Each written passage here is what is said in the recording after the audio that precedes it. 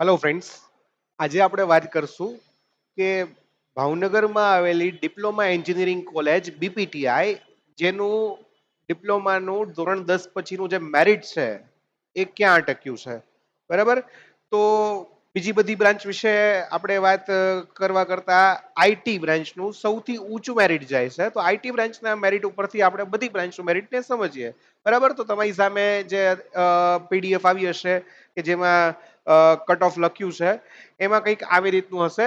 એમાં તમને એસટી નું, ઈડબ્લ્યુએસ નું, એસસીબીસી એટલે કે ઓબીસી, ઓપન અને એસસી નું મેરિટ બતાવ્યું હશે, જેમાં સ્ટાર્ટ રેન્ક અને એન્ડ રેન્ક એવી રીતે બતાવ્યું હશે.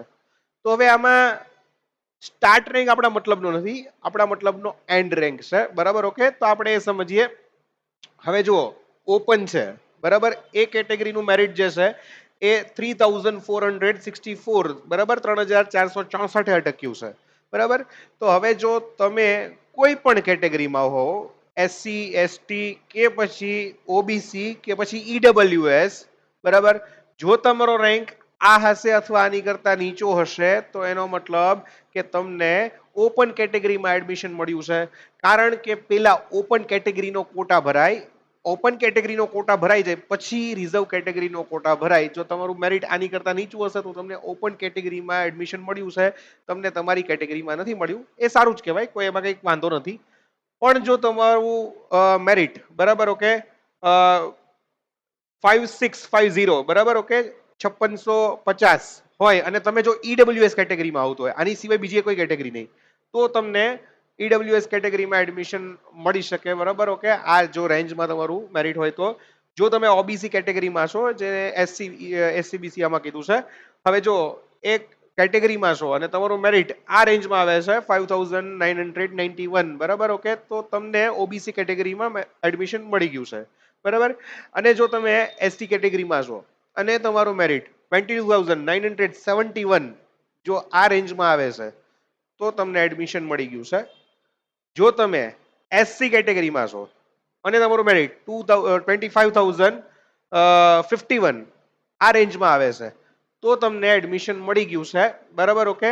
અને જો તમને માનો કે એડમિશન નથી મળતું, આ રેન્જમાં તમારું મેરિટ નથી આવતું, કોઈને કોઈ રીતે ઓપન કેટેગરીમાં તમારું જો ફોર્મ ભરાયું છે અને આ રેન્જમાં નથી આવતું, અથવા ઈડબ્લ્યુએસ કેટેગરીમાં તમારું ફોર્મ ભરાયું છે અને આ રેન્જમાં નથી આવતું, તો તમારે ચિંતા કરવાની જરૂર નથી.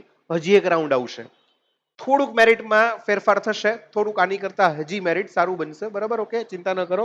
અહીંયા 5650 અટક્યું છે તો આગળ જતા આમાં 200-300 નો ફેરફાર આવી શકે, ચિંતા ન કરો. બરાબર. ઓકે, તો તમે હજી એક બીજા રાઉન્ડમાં પાર્ટ લ્યો અને એમાં ટ્રાય કરો, તમને બનતા સુધી મળી જશે.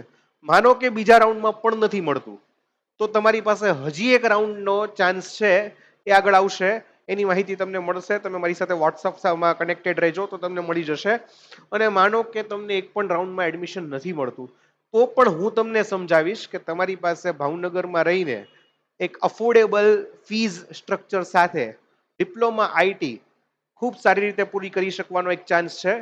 તમે મારી પાસે આવો, હું તમને નંબર આ વિડીયોમાં નીચે બતાતો હશે, કોલ કરો, મળવા આવો, અમારું એડ્રેસ તમને બતાતું હશે, મળવા આવો, તમને બધી ઇન્ફોર્મેશન મળશે કે તમને જો ડિપ્લોમા આઈટી કરવું છે અને મેરિટ આ રેન્જમાં નથી આવતું, પહેલા રાઉન્ડમાં નથી મળતું, બીજા રાઉન્ડમાં નથી મળતું, ત્રીજા રાઉન્ડમાં નથી મળતું, અને તમને પ્રાઇવેટનો જો આટલો બધો ખર્ચો કરવો નથી, તો એક અફોર્ડેબલ પ્રાઇસમાં તમને હું ઓપ્શન આપીશ. મારી પાસે અમુક લિમિટેડ સીટો છે, બરાબર, બતાવવા માટે, તમને સજેસ્ટ કરવા માટે. તો તમે આવો, હું તમને સમજાવીશ. બરાબર. એકવાર મુલાકાત લ્યો. ઓકે, તો ચિંતા કરવાની જરૂર નથી. હવે આ બધી કેટેગરી છે અને આ જે વિડીયો બનાવ્યો છે તો એ માસ્ટર માઇન્ડ ઇન્સ્ટિટ્યૂટ તરફથી છે. માસ્ટર માઇન્ડ ઇન્સ્ટિટ્યૂટ એક ડિપ્લોમા અને ડિગ્રી માટેનું કોચિંગ ઇન્સ્ટિટ્યૂટ છે, જ્યાં તમને દરેક બ્રાન્ચના પ્રેક્ટિકલ તેમજ થિયરી સબ્જેક્ટ માટે ફેકલ્ટી મળી રહેશે, ખૂબ સારા, અને સ્પેશિયલી ફોર આઈટી કમ્પ્યુટર, કારણ કે અમારી પાસે આઈટી કમ્પ્યુટરના જે ફેકલ્ટી છે એ પોતે સોફ્ટવેર એન્જિનિયર છે.